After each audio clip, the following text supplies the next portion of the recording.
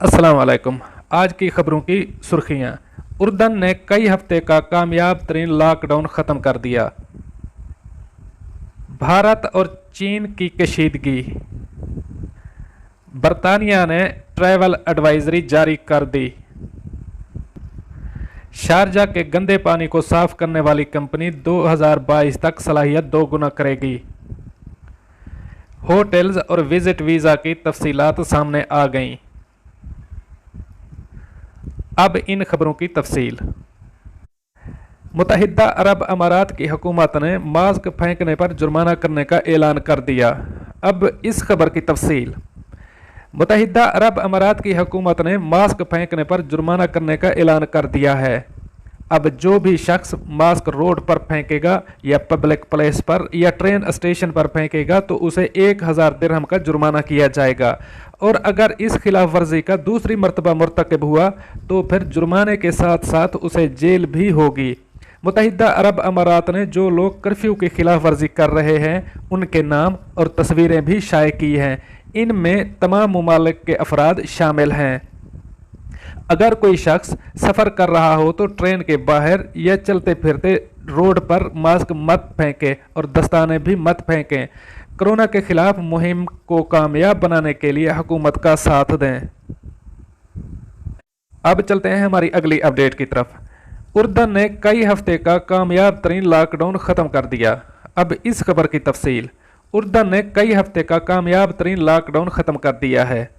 अरब मुल्क में सिर्फ 784 केस और 9 अमवात रिपोर्ट हुई हैं। मार्केटें, कारोबारी मराकज़ और मसाजिद भी खोल दी गई हैं।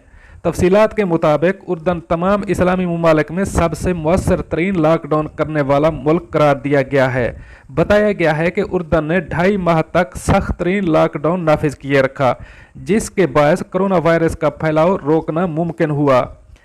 उर्दन में अब तक सिर्फ 784 केस और 9 अमवात रिपोर्ट हुई हैं, जबकि अब तक 500 से ज़ायद मरीज सेहतयाब हो चुके हैं। गुज़श्ता कई रोज़ से उर्दन में यौमिया बुनियाद पर सिर्फ चंद कोरोना केसेस रिपोर्ट हो रहे हैं। इसी बायस मुल्क में लॉकडाउन ख़त्म करने का ऐलान कर दिया गया है। उर्दन में कारोबारी और मार्केट्स और मसाजिद खोल दी गई हैं। मुल्क के बेशतर इलाकों में सिर्फ रात 12 बजे से सुबह 6 बजे तक लॉकडाउन नाफिज रहेगा। बताया गया है कि उर्दन की जानिब से कामयाबी के साथ कोरोना वायरस के फैलाव को रोकना यकीनी बनाया गया। उर्दन में 2.5 माह तक दुनिया का सख्त तरीन लॉकडाउन नाफिज रहा, जिसके बायस मुहलिक आलमी वबा इस मुल्क को ज़्यादा मुतासर नहीं कर सकी। उर्दन की कुल आबादी 10 लाख से ज़ायद अफराद पर मुश्तमिल है, लेकिन अगर अवाम ने बद एहतियाती की तो वबा दोबारा फैल सकती है। उर्दन की अवाम ने लॉकडाउन के दौरान हुकूमती अहकामात और एहतियाती तदाबीर पर अमल करके वायरस की रोकथाम को यकीनी बनाया। इसलिए अब मुल्क में मुख्तलिफ शोबे खोल दिए गए हैं। अवाम को अब भी पहले की तरह एहतियात करना होगी, जबकि अब भी उर्दन में तालीमी इदारे, पार्क्स, तफरीही और अवामी मकामात बंद रखने का ऐलान किया गया है। यहाँ वाज़ेह रहे कि दुनिया भर में कोरोना वायरस से मुतासरा अफराद की तादाद 68,44,842 हुई, जबकि इससे हलाकतें 3,98,147 हो चुकी हैं। अमेरिका, रूस और ब्राज़ील कोरोना वायरस से सबसे ज़्यादा मुतासर होने वाले ममालिक हैं, जबकि ईरान, तुर्की और सऊदी अरब सबसे ज़्यादा मुतासर होने वाले ममालिक हैं। अब चलते हैं हमारी अगली अपडेट की तरफ। भारत की मतनाज़ा चीनी सरहदी इलाके में इख्तियार जिताने की कोशिश नाकाम। अब इस खबर की तफसील। भारत और चीन कशीदगी के मामले को सुलझाने के लिए भारत सफारती ज़राए से काम ले रहा है। दोनों ममालिक के जनरल्स की मुलाकात से मुताल्लिक भारतीय मीडिया पर सन्नाटा तारी रहा। लद्दाख में सरहदी तनाज़े पर चीन भारत मिलिट्री कमांडर्स की मुलाकात लैंड ऑफ एक्चुअल कंट्रोल पर चीन के इलाके मोल्डो में हुई। तर्जमान भारतीय फौज ने मीटिंग का हवाला दिए बगैर बयान जारी किया कि हालिया सूरत हाल से निपटने के लिए भारतीय हुक्काम चीन के फौजी और सफारती ज़राए से राब्ते में रहेंगे। लद्दाख में एक्चुअल लाइन ऑफ कंट्रोल पर गुज़श्ता 1 माह से जारी कशीदगी के बायस भारत और चीन के दरमियान लेफ्टिनेंट जनरल सतह के ओहदेदारों की मीटिंग में चीन के इलाके मोल्डो में हुई।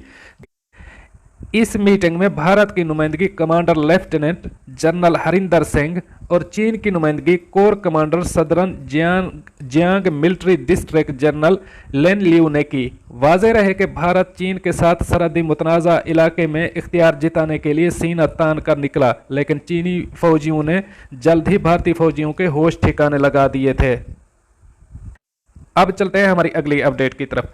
बरतानिया ने पाकिस्तान समेत दीगर ममालिक के लिए ट्रैवल एडवाइजरी जारी कर दी। अब इस खबर की तफसील। बरतानिया ने पाकिस्तान समेत दीगर ममालिक के लिए ट्रैवल एडवाइजरी जारी कर दी है। बरतानवी हुकूमत ने बैरून ममालिक से आने वाले मुसाफिरों पर करंतना की शर्त आयद कर दी। तफसीलात के मुताबिक बरतानवी हुकूमत ने कोरोना वायरस के फैलाव को रोकने के सिलसिले में बैरून ममालिक से आने वाले हर मुसाफिर के लिए ट्रैवल एडवाइजरी जारी की है। ट्रैवल एडवाइजरी के मुताबिक बरतानिया आने वाले हर शख्स को मुतल्ला किया गया है कि इसे करंतना में रहना होगा। बरतानवी हुकूमत और ब्रिटिश एयरवेज की जानिब से जारी एडवाइजरी के मुताबिक 8 जून से बरतानिया पहुंचने वाले मुसाफिरों पर लाजिम होगा कि वो खुद को करंतना कर लें। मुसाफिरों को इजाज़त होगी कि वो अपनी रिहाइश गाह पर ही खुद को करंतना कर सकते हैं। इस एडवाइजरी का इतलाक पाकिस्तानियों समेत दीगर तमाम गैर मुल्कियों पर होगा, जबकि वाज़ेह रहे कि हुकूमत के गुज़श्ता हफ्ते के फैसले के मुताबिक पाकिस्तान से बैरून ममालिक के लिए परवाज़ों का सिलसिला शुरू हो चुका है। पाकिस्तान के बड़े शहरों से आउट बाउंड परवाज़ें चलाई जा रही हैं। पाकिस्तान और बरतानिया समेत कई ममालिक अब तक आहिस्ता आहिस्ता फ़्लाइट ऑपरेशन बहाल कर रहे हैं, ताहम अब तक किसी मुल्क ने अपना फ़्लाइट ऑपरेशन मुकम्मल तौर पर बहाल नहीं किया है। माहिरीन का कहना है कि कोरोना वायरस बहरान ने दुनिया भर की एयरलाइनों को बहुत बुरी तरह मुतासर किया है। एयरलाइन के ऑपरेशन और मामलात मामूल पर आने में कई बरस लग सकते हैं। अब चलते हैं हमारी अगली अपडेट की तरफ। शारजा के गंदे पानी को साफ करने वाली कंपनी 2022 तक सलाहियत 2 गुना करेगी। अब इस खबर की तफसील। शारजा में गंदे पानी को साफ करने वाली स्ट्रेटेजिक असासों को चलाने वाली कंपनी के एक सीनियर एग्जीक्यूटिव ने अमारात न्यूज़ एजेंसी वाम को बताया कि उनकी कंपनी 2022 तक अपनी सलाहियत को 2 गुना करने पर गौर कर रही है।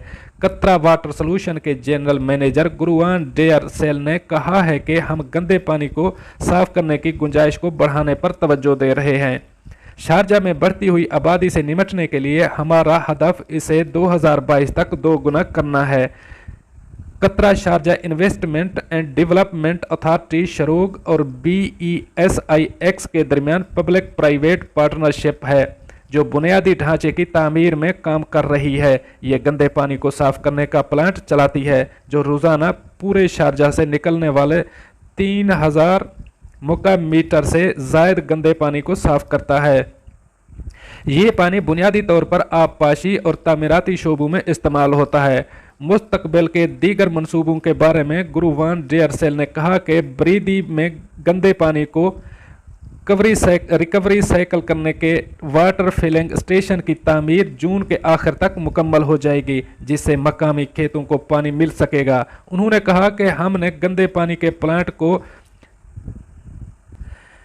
बायो रिफाइनरी में तब्दील कर दिया है, जहां से बाहर आने वाली किसी भी चीज़ को बेहतर बनाकर उसे दोबारा इस्तेमाल किया जा सकता है।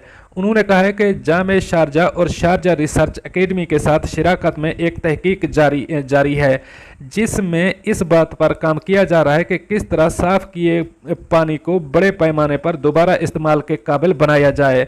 गुरुवान डेयरसेल ने कहा कि गंदे पानी को साफ करने का तरीका सस्ता और माहौल दोस्त हल है और इसमें दीगर तरीकों से कम तवानाई इस्तेमाल होती है। उन्होंने कहा कि हमारी रीसाइकलिंग प्लांट इसी तरह के साइज को साफ करने वाले प्लांट के मुकाबले में 4 गुना कम बिजली इस्तेमाल करता है। इसके मुताबिक हम मार्केट से 20 से 30% कम कीमत तजवीज़ कर सकते हैं। उन्होंने कहा कि हम जो पानी साफ करते हैं इसका मेयार उम्दा है, लेकिन हम इसके ज़राए की वजह से इसे पीने के लिए तजवीज़ नहीं कर सकते। उन्होंने कहा है कि हमारा रीसाइकलिंग प्लांट इसी तरह के साइज़ को साफ करने वाले प्लांट के मुकाबले में 4 गुना कम बिजली इस्तेमाल करता है। इसके मुताबिक हम मार्केट से 20 से 30% कम कीमत तजवीज़ कर सकते हैं। उन्होंने कहा कि हम जो पानी साफ करते हैं इसका मेयार उम्दा है, लेकिन हम इसके ज़राए की वजह से इसे पीने के लिए तजवीज़ नहीं करते। ताहम ये बहुत से मकासद जैसे डिस्ट्रिक्ट कूलिंग, स्टील फैक्ट्रियों, केमिकल या रेडीमेक्स प्लांट्स में इस्तेमाल हो सकता है। चलते हैं हमारी आखिरी अपडेट की तरफ।